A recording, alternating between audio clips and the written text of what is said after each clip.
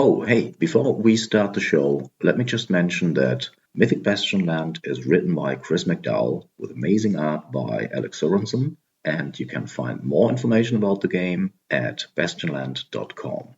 The Smiling Fox, on the other side, is very much an unofficial fan project, a podcast by fans for fans.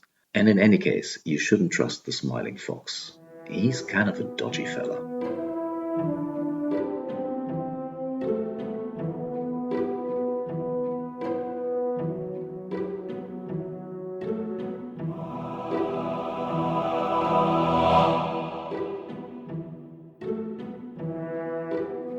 Welcome to the Smiling Fox, a Mythic Bastionland podcast. I am Horst. I am Brian. And hey, I'm William. And this is a podcast entirely dedicated to the amazing RPG Mythic Bastionland. This is our first episode, Trust the System. Guys, what do you think did we choose the name Smiling Fox? You mean apart from just being a beautiful image to have in the listener's head? It is a beautiful image. It's also pretty much the first strange creature that jumps out of the page if you crack open the book. Yeah, and I think one of the striking things about it is it's one of the first things that you encounter that you don't immediately know what to do with. There is a strange fox up a tree that wants to witness a death. I think some people are used to puzzles in games that have maybe an obvious solution. Here's a fox in a tree. You can leave him in the tree if you want to, or you can cause a death to happen in front of him. It's up to you. I think also the ambiguity of if you mention to your players it's a smiling fox, you don't know if they're going to think it's some sinister creature or if it's like, oh, cute, he's smiling at us, he's happy. It could go both ways. And yeah, the kind of juxtaposition between the happy, smiling fox, what a cute creature, and their malicious motivation speaks to me personally. And also, listeners, don't trust the Smiling Fox. What you should trust is the system, which brings us to the question, why did we pick this as our first topic to talk about? I can speak about trusting the system from the experience of not trusting the system. So going back to my first time running Mythic Bastionland, which was 2024, February, it was the full game. The full game was available as a PDF to Kickstarter backers. The art wasn't fully ready yet, but the rules were there and the myths were there.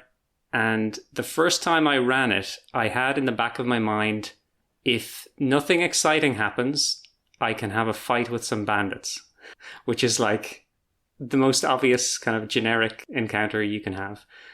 I did lean into the system. I did roll on spark tables and interpret those prompts, but my mind was so primed to have bandits appear that the first prompt that I encountered, which is something like protect home or something, I took as being about there are bandits roving around the place. I think I even inserted a village into an empty hex because it seemed like when they arrive in this realm, they should meet some people in a village who give them something to do. I think you could argue that I was not actually running Mythic Bastionland. I was running another type of game with Mythic Bastionland rules on top of it. And it worked well. We got to see some combat. Everyone got a little bit comfortable with it. But I know in retrospect it wasn't needed. And that's also one of the reasons why we're doing this podcast. For example, on the Discord, we get a lot of questions from people who are trying to mold the game into something that it kind of isn't, or at least it doesn't have to be. When I first read the PDF, I was kind of confused at what it was. And I watched Chris's one-shot that he did, and it just, everything fell into place. I think trust the system would be good advice for me to give to my former self when I first opened the PDF. And I was just looking at this and I'm like, there's nothing here. Like, how am I supposed to use this to make a fun game? Let me dig a bit deeper. Where does the anxiety come from? Like you say that you wanted an encounter, but aren't the omens encounters? I think I personally came to this system. I had run other things. I had experience with a few different types of games, but the primary influence on me was D&D 5th edition. And I had a shadow hanging over my mind that every session has to have combat. So meeting a smiling fox in a tree, for example, is an encounter because it's a strange thing you have to deal with. But I had in my mind that fox better jump down at you and have a little sword or something, because that's role-playing games. So you would say that the expectation is from other games, and coming with that expectation into Mythic Bastionland, you might be confused at first. What do you guys think about drop-in adventures or mini dungeons? Is that completely crazy talk? I think that running a game can be a nerve-wracking experience, depending on your level of experience and the types of games you've run in the past. And I think that having something pre-prepared that you can use if you need it, I think that's a useful tool. Even if you never present it to the players, but you know that no matter what happens, I can say a messenger has been sent from the ruler and they've said, please come at once, there's a disaster and we need to deal with this. And then you're on rails and you know what you're doing. I think that can be helpful for people, and I wouldn't tell them to not do that. But I think it's good to, as we say, trust the system, have a few omens, let them play out, see how you respond, see how the players respond, and you might be surprised at how natural it feels after giving it a try. I think also it's almost like a reflex that a lot of people have when they see it, like a hex map. And what you usually do with the hex map is you fill it with hooks and cool stuff to interact with. Whereas if you're used to that, this game is somewhat counterintuitively kind of empty, actually. It's the omens themselves that generate the kind of encounters that you'd otherwise place within the hex map. And I think that is counterintuitive to a lot of people coming from other games or just looking at a map that's kind of empty, you know? I understand the instinct, and I love the idea that Brian wants to put the guardrails on for people who are maybe nervous when they have to improvise a lot. I am the kind of guy who would throw the kid that can't swim into the swimming pool, and I would say, don't do it. Try to run the game as written without any kind of extra stuff, and I think you will be rewarded. The book is really good at giving you tools without it being obvious how useful the tools really are. I was inspired by some of Chris's blog posts, the way that he applies the different tables. For example, he has one where he's creating a location for a seer, so a sanctum, and he just rolls some random stuff, and everything he uses is already in the book, and he just shows how you can use the spark tables, you can use the images, you can use the suggestions that are written at the bottom of the page, and use them in ways you wouldn't initially expect if you just read over once. Does that make sense? It does make sense. Like spark tables spark your imagination. They are not really descriptive. Is that what you mean?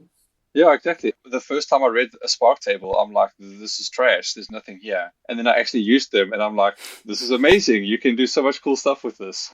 And obviously, Brian, you could talk a bit more about creating a site using Spark tables, because I was listening to your solo play where I think it's the fourth episode, yeah. Where you created one and you make everything very explicit. This is the role and this is how I interpret it. How did it go for you, creating a site that way? One thing I tried to do was, I was afraid that just rolling on Spark tables, it would be entirely random. And every point on the hex that you build up would just be completely unrelated. So something I thought about at the start was, what's a theme or a concept that will link this together?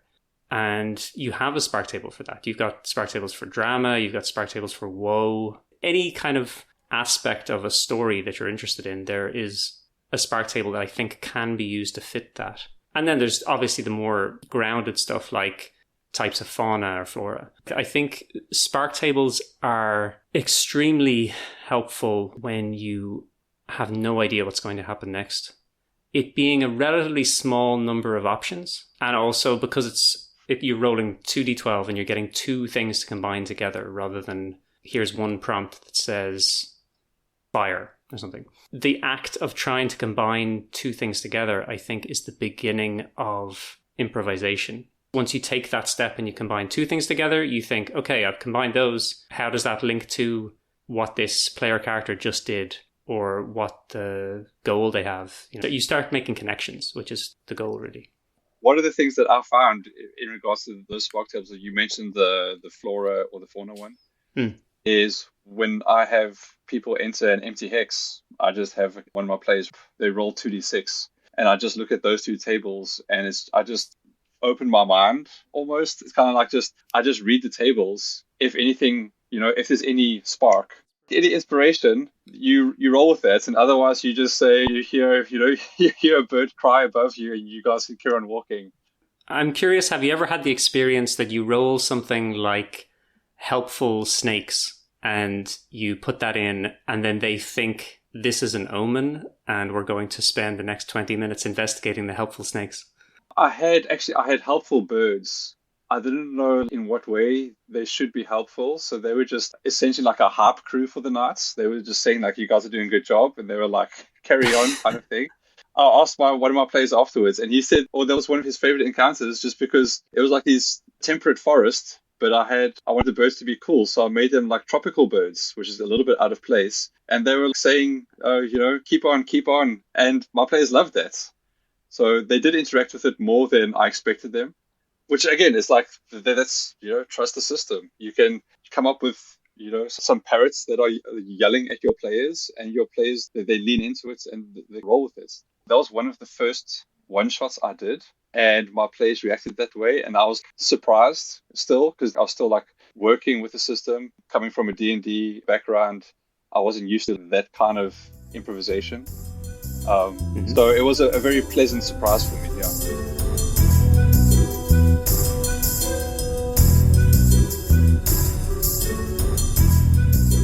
Let's maybe finish the empty map argument. There's also, where's the treasure? What about monsters? How do you deal with that? I think a big part of that, and I'm being influenced a little bit here by the questions I read on the Discord, is I think usually the people who are asking questions are people who intend to run the game. And often they're influenced by their group's motivations. So they've been playing with a group who is motivated by, for example, treasure. And they have the belief, and I don't know their group, maybe it's 100% true, that this group requires treasure to play a role-playing game. This is one of the key reasons that they sit down at the table and engage with the system. Again, I come back to that idea of trusting the system, and a big part of the motivation here, and it might seem simplistic, is the idea of the oath. So you have this oath that is seek the myths, protect the realm, honor the seers, not in that order, but I don't remember the correct order.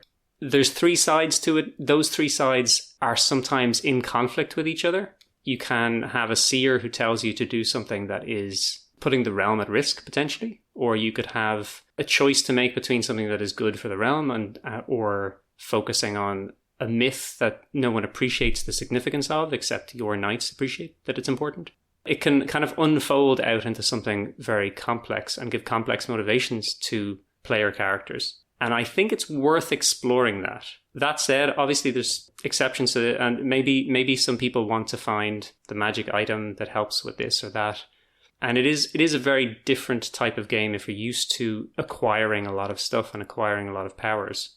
So maybe we shouldn't trust the system in that case, because we cannot assume that the players come with the same kind of mindset into the game. So what I like to do is, when I run a one-shot, to have the concept of the game be super duper obvious, and also the tone, so that if you are a D&D murder hobo, and there's nothing wrong with that, and you bring that mindset to the game, you will have less fun. But if the referee sets the record straight and says, you are a knight, people will respect you, there's a certain honor expected from you, there's a certain motivation that you have, which is become renowned. You want to have 12 glory at the end of the one shot, not at the end of the one shot, but you know what I mean.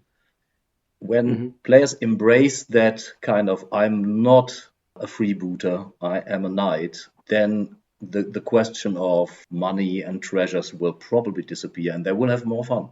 I do agree. I think that I've had at least twice where my players sat down and they saw that their armor score was quite low.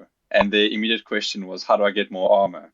You can kind of give them suggestions. Maybe at the holding they have something, maybe you'll find something. But then after playing for about half an hour, maybe 45 minutes, they totally forgot about that treasure as a goal because they were more invested in what was actually happening with the myths and with this strange realm. So I think once you really get into the theme or the vibe, I think, at least my experience, is that the search for stats boosting treasure kind of lessens to a certain degree.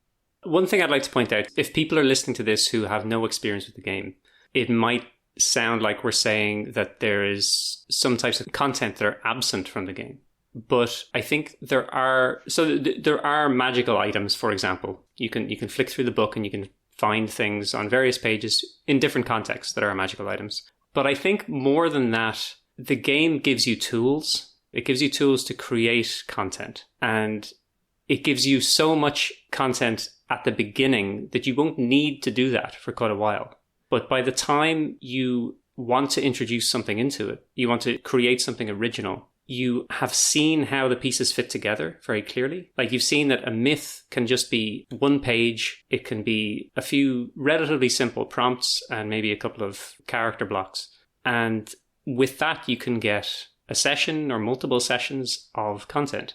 I think it teaches you how to put things together. And I think if you're put off by the idea that this doesn't have a bestiary, you'll quickly realize that you could write a bestiary and it would not be difficult to do so, just using what you learn from playing the game. So with magical items, you do refer to the prompts on the bottom of the page.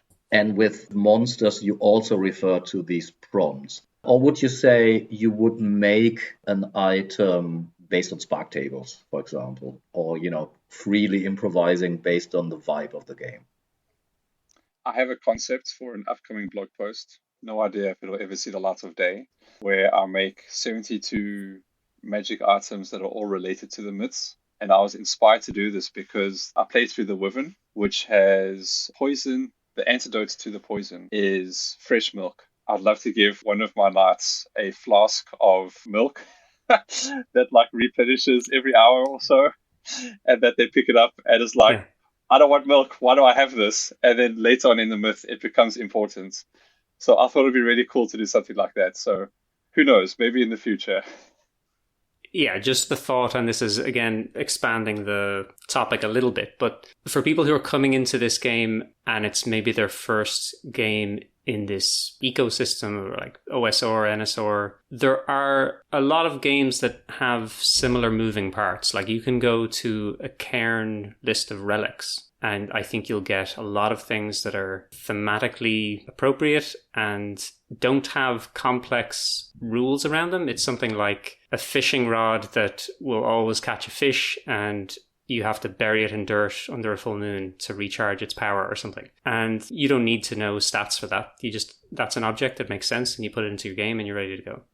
Mythic Bastion is completely self-contained. You have everything you need. But if you want to go beyond it, there is a whole, I think ecosystem is the best word, of blogs and related games or descended games or sibling games, all sorts of things that can expand what's available to you. There's a pretty famous OSR blog post that I can't reference now by name, but I will put it in the show notes. And That is just use a bear, which is if you need stats, just use the stats of the bear and give them some kind of special attack. Because the special attack is the interesting part, not the stat. Yeah. This is a digression, but I do think that people get caught up in the idea of when you roll a d6, the average outcome is like 3.5. And people think that's very important. It's I roll this and I get 3.5. In reality, the number of times you roll during a game is so low that the statistical averages are probably less important than you think. So whether you're fighting a bear with vigor 11 or a troll with vigor 12, it's probably not going to make much of a difference at the table, And the players don't see that. Well, my players don't see the stats, so they wouldn't know anyway.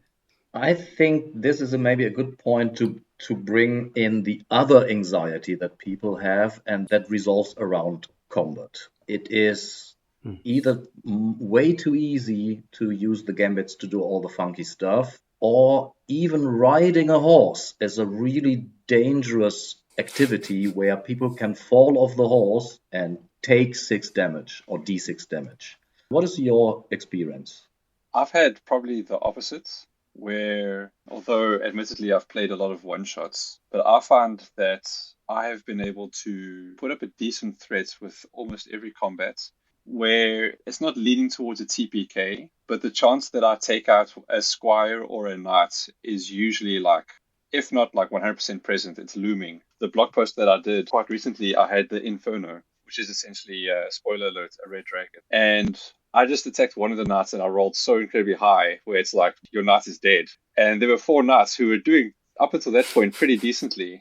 So I've had more of those moments in my games than the enemy just gets absolutely curb stomped. So maybe if you do like a long-term campaign and they accumulate, maybe the knights with bad stats get killed and it's only the good ones that remain, that it's easier. I'm not at the point yet where I'm worried about combat. I have mostly played with one group. We've been playing a game for about a year and a half, and we have been through several occasions where we would go multiple sessions without any combat. So I would say that our game is not focused on combat, but whenever it has happened, I have found it very tense, and the players have found it very tense. And this is more like a story game instinct, but I'm a fan of the players and the characters. I don't particularly want the characters to die, but I'm finding it comes very close. And I'm not pulling my punches, but we've had one character death, and there's another character who I don't understand how he's still alive because his stats weren't great. And he has just kind of pulled through on 1 or 2 vigor several times. There was one fight that comes to mind that was maybe a little bit anticlimactic. So there was, when you read people coming from other games and they're using language like boss fight, which is not the way I think about Mythic Bastionland. So there was something, we got to a point where there was something like a boss fight, although I would say it was more like a confrontation with an interesting character. And they overcame that character relatively easily. And it felt in the moment to me like an anticlimax. But the subsequent scene was extremely dramatic. So they overpowered this guy because the system doesn't necessarily lead to death. It's more likely that you will incapacitate someone. So they essentially had a prisoner. And they had to decide what to do with this prisoner, and they decided that he should be executed. And they executed him in the forest, and it was a dark scene, and I loved it. I thought it was great. And, I could have had him throwing fireballs at people, and everyone's, using all their abilities to bounce things away. But I think that the outcome that we got was a successful session that everyone enjoyed. So I must say the scene that it led into does sound really cool. I was shocked. Every now and then, I mean, I've never successfully predicted anything these players do, but I kind of think, okay, they're leaning into this honorable knight thing. But in fairness, they had some reason to believe this guy should have his head chopped off in the forest, so they did that. Now, one of the things that I like to do is take what my players do and have that change the world. So would you then have that forest hex where this person has been slaughtered? Would you then change that the green on the ground has gone black or something like that? I like that idea, and I can see that fitting into many games. Weirdly, I think I'm running this game in a less fairy tale style. That is a hot take right there. I was going to say, it's on the packaging, the game's mythic. I really enjoy the stuff that happens in the holdings, the relationships between different holdings, the politics. The myths obviously arise and crazy stuff happens. And then people get back to their day jobs and they're trying to set up a new trade route or something.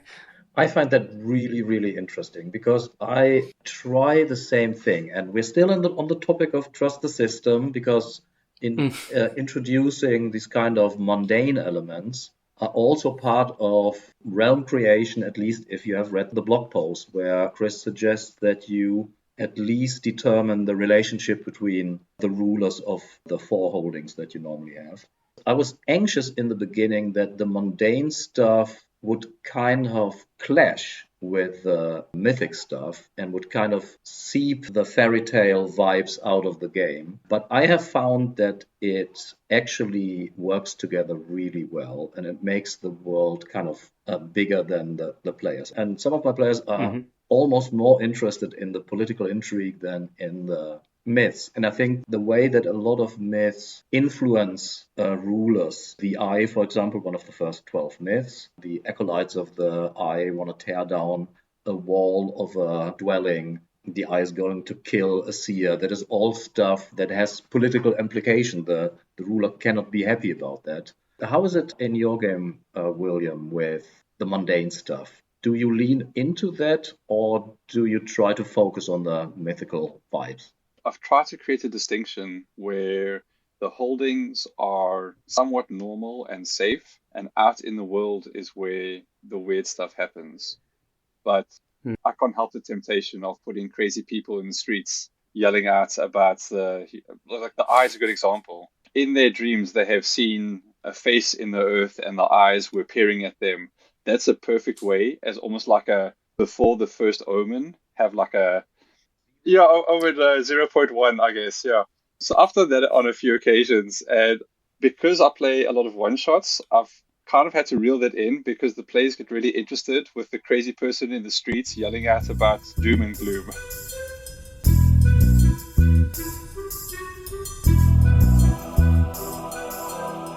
Another anxiety that I sometimes read is, how do I resolve a myth like, for example, the wall? How do I deal with the omens of the wall? How do I resolve for example, the river? So, William, isn't it strange that there is a river that they encounter because they encounter the omen, but they are in the desert, let's say? I mean, is it strange? Yes, but that's part of the game, isn't it? I would say that at least half of your omens have to be strange, or else you're not playing the game right. Lean into the fairy tale logic that ascends time and space is what your advice would be. Yeah. I read a lot of games, and I've learned that you only really understand a game when you play it. You can read all the rules, you can have a sense of what they're attempting to do, but when you see people engage with it and you're interacting at the table, you see a different side to it. So I think one of the things that can happen with Mythic Bastionland, and with any game really, and I do this as well, I'm not trying to talk down to people. You look at a game and you think, this is like something I've already played. It's more like a setting book, okay? So this is King Arthur style knights riding around and, having sword fights. But there are pieces of the game that actually are doing something quite different than you might expect. And the way the myths are so strange is a central part of that. And I think it links back to something we were talking about earlier, about some players may come to a game wanting a progression of collecting more magic items, collecting more powers. But when you start to find yourself in a world that doesn't make sense, where every time you leave the holding, something completely crazy happens, the idea of building up powers probably is less motivating, because at any moment you could be turned into a lizard or something and you have no control over it. You're not powerless. I mean, obviously you can have some agency. You have a lot of agency in this world, but becoming a stronger tank doesn't mean that you will be able to deal with what you face here. So I think the weirdness of the myths and letting them play out as best you can in the spirit that they're written is creating a different game experience than you might initially expect you're going to play. Do you guys do like a typical transition from, now they're in the mundane world, and the classic is there's a strange mist rising, and now you look around and all of a sudden there's this river? Or is that always different depending on the omen? I don't lean in too much the idea of you've stepped outside of the real world into the dream world. As much as I can, I just say, this thing is here now. But many of the omens, I don't want to overstate the weirdness, many of the omens are something like you find two bodies and it looks like they killed each other. And then there's some evidence around of how this links to something else. So they're not always too mysterious. They're not always too much of a jump to link to a mundane journey. Is that something you mention before you start, let's say, a one shot or when you started your campaign? That I can imagine coming to the game with an OSR mindset of an encounter is something to overcome, is like an obstacle or a puzzle or something to interact with strategically. But almost all the first omens of a myth seems to be more like something that is happening. I've essentially done two one shots, one which became a campaign and one which was with inexperienced players. And for the people who had not really played many RPGs before, I didn't even talk about myths and omens. I just said, I gave them a reason why they needed to travel and said strange things can happen on journeys. Something along those lines. And that's as much as I gave them. For me, it's kind of similar, but I think one thing that this game helps you with is as soon as you give your players their character sheets and they have a rose steed, and you look at them and say, what does that mean? And they have to then come up with how their steed is linked to a rose. I think they know the strangeness of the game. And like the abilities are often very unusual things where that sets them up for the strangeness that's about to happen.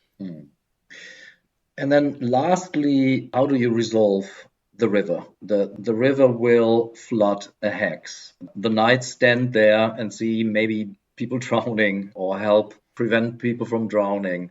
Is that a resolution? Will they get the glory? I think the best way to resolve the river is describe what happens on the last omen and then look at your players and ask them if they want to do anything else in regards to the river or if they feel that it is resolved in this way. And I think players a lot of the time will come up with something. Maybe we should help the people, or maybe we should try and divert the river or something like that. And I think that helps keep the players engaged, because if they don't care about the river, they're just going to carry on. They're going to go back to the holding for the drama. But if someone lived in that hex that they thought was a cool dude, they might say, this isn't resolved until we find that dude and help him out. Do you see possibilities for the river to be resolved before the sixth omen? I had this discussion with someone as well, where they asked if they could avoid it from happening. And I think the way that makes most sense to me is that it's kind of dependent on the seer you talk to. If you speak to a seer who wants the place to be flooded, they'll be like, no, bro, you got to let this happen. But if your seer is like, hey, this is a bad thing, maybe and then you get even more strange. Maybe they'll say there's a hex that already has some of the river in it. Find goat's milk that is harvested at daybreak and pour drops of this mixed with wine into the river. And you can come up with like weird stuff like that. And by the end of the day, the river has dried up. And then, that's a way to resolve it as well, where you kind of it doesn't have to be super difficult, I don't think, because again, as you're moving around, omens are going to be triggering. But you lean into the vibe and the strange of the game. And I think that's still a way that's rewarding for players. I enjoy when my group theorize about the myths. They'll encounter a couple of omens and then they'll start to speculate about what they can do. They, for whatever reason, well, maybe I know the reason, they don't travel to see seers very often. Maybe because seers are so weird and sometimes not helpful. So they often come up with a solution. And then it becomes a question for the referee to decide how much agency do you give them? Do you make this, complete the couple of tasks they've sort of invented for themselves and it'll work, or add some complexity to it, or make it a wild goose chase and it actually won't help? I'd be inclined towards give the players something when they exercise that creativity and they, if they say the river is linked to the change of the seasons and we need to, at the festival that's at the end of the season, something will happen that will help us. I don't know what, but when they start to come up with ideas, I think that's when you improvise with what's in the myth to combine it into something more interesting. I think I agree with that, where it's if your players understand the mythical nature and the weirdness of the game, they'll give you little tidbits that you can then pull on and make it kind of lean into it. Yeah, exactly like you say. Players will often give you little things like maybe this, maybe that. And if you pay attention and grab onto that and really lean into it, you can also get some really cool results. It's also worth pointing out that there are knights who have powers to affect reality in quite profound ways. So there is the gazer knight, I believe, who can declare that something that happened was a vision. It didn't really happen. So you could come to the end of the river and the gazer knight could say, I just had a vision of a flood, but fortunately it did not come to pass. And I think that's probably a bit of it's something to manage at your table, to decide amongst yourselves the degree to which you want that to influence events. I am happy to just kind of go with the flow. I can understand some people, and I've seen this as well in the Discord, people being a bit fearful of seeing the knight's abilities and thinking, this is overpowered, this guy's gonna, why would he not just always stand on one leg and then no one can defeat him, or whatever the power is. And I think it's about the spirit of the game to some degree. Some people will come to that and appreciate that they have this power and use it in a way that creates enjoyment for everyone at the table. And those are the type of people you should play games with, as opposed to someone who's just, trying to beat the system somehow. There are other ways that you can make the story interesting. There's this seer that is upset that the river didn't come to fruition because someone deemed it a vision. And now a seer that was hoping that the river would happen is disappointed. And you can have that change the world as well. Maybe that seer had a company of knights that work for them or that are on good terms. And now this is not exactly an enemy immediately, but maybe they're a little bit unfriendly towards your company. So even when someone like nips a myth in the bud and stops the whole thing from unraveling because they have an ability, I still think there are ways that you can lean into that and create something that they can respond to that's kind of dramatic and kind of make it a bit mythic as well. The book is actually full of really good refereeing advice, and there is mentioned that you should honor decisions that players made and also show the impact to advanced situations that haven't been resolved and so forth. So the world is dynamic, and only because the hex is now a lake, it doesn't mean that the realm won't keep on changing.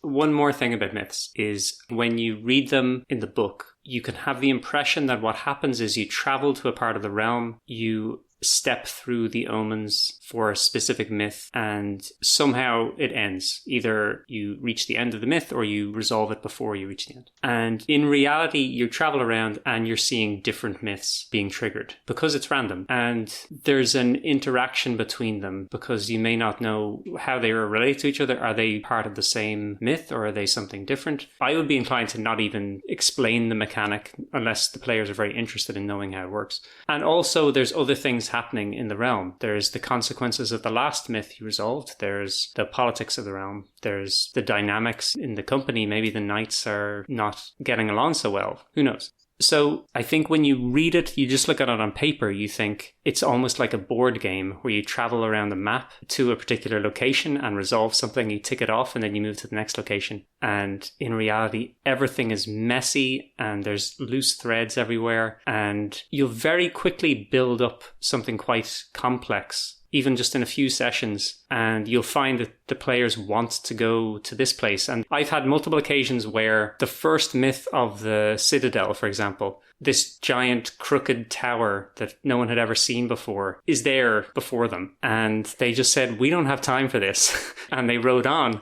because they were dealing with a bunch of other things. And there was an impact to that. I mean, later on, the Citadel went a little bit unchecked and had maybe a bigger impact. But I think that's a sign of a really exciting game, that something incredibly sticky and interesting can happen, and it's still less interesting than what you're already doing. You just keep riding because you have somewhere else to be.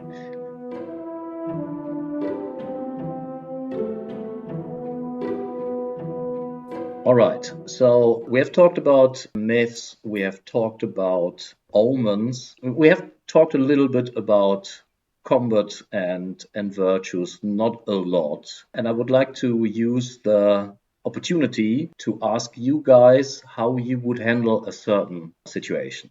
Is this a situation from a game or when you've invented?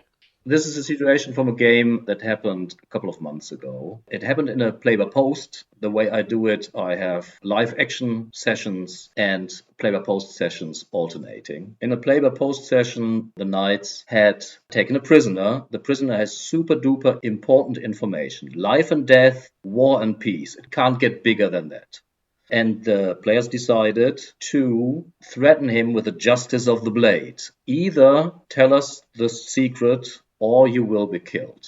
It feels something is at stake. There's a danger. There's a clear danger. It's an important decision that the referee can't just, wing or improvise. There's a role, or is there? The first thing that comes to mind is that it's way more dramatic for the person being threatened to essentially just like spit in the knight's face, because the knights, if they kill their prisoner, there is zero chance that they get the information. And essentially, I think calling their bluff would be way more dramatic, because if they then kill the prisoner, they have to live with the consequences of that action, which is probably going to be pretty severe, or they'd have to show that they're backing down and finding an alternative to get this person to talk. Okay, so what I hear is there is no role. There's GM fiat or referee fiat, and you would say they don't break. I think that's way more dramatic, yeah. Brian. Him dying and nothing being revealed is the less interesting outcome than they get some information. If you'll indulge me, I'd like to roll on a spark table to give my full answer. But that means in the real game, you would also roll on the spark table, right? If I didn't already know what this guy's desire was, I would roll a desire and he would either tell them, here's the information, and frame it in some way where he gets closer to getting his desire, or he would lie to them, again, trying to get out of the situation and get to what he's trying to do. But I think I'd be inclined to give up the information rather than saying you do a spirit roll and if you succeed, then you scare him enough to win.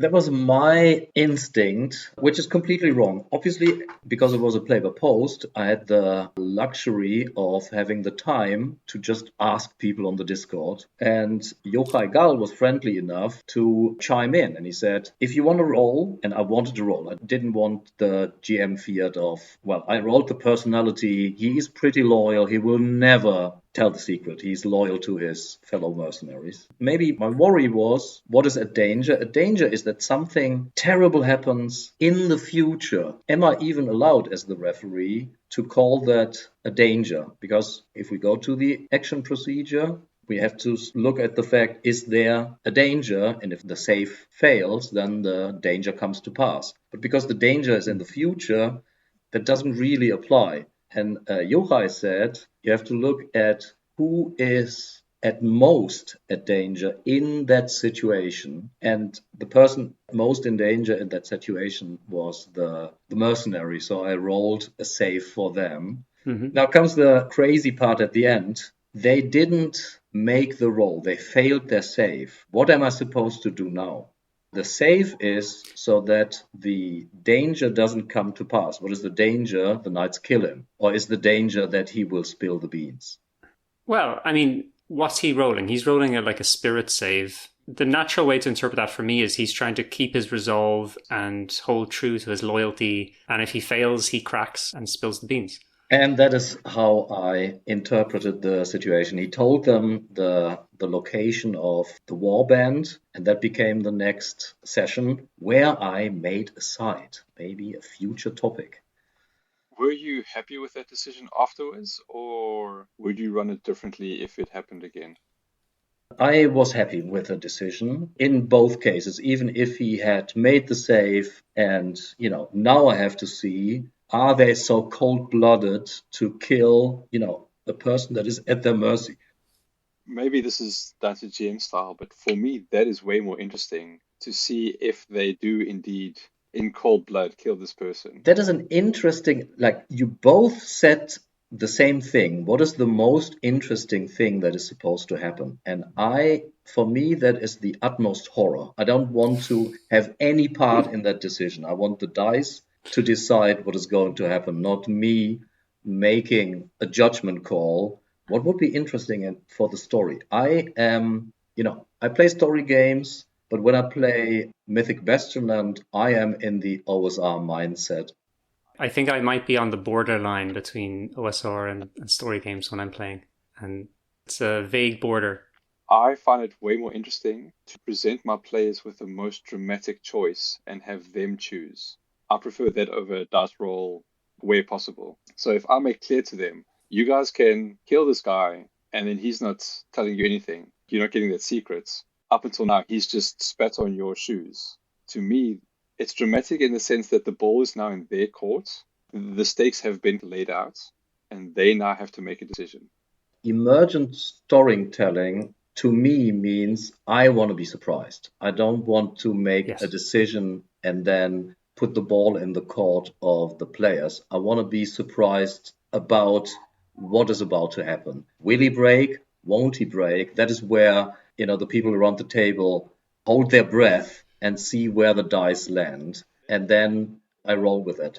All right, listeners, we have talked about the myths, we have talked about the omens, why the map is maybe less empty than you might have thought in the beginning. I hope you enjoyed this episode. This has been the Smiling Fox Mythic Bastionland podcasts, and I hope to speak to you guys soon.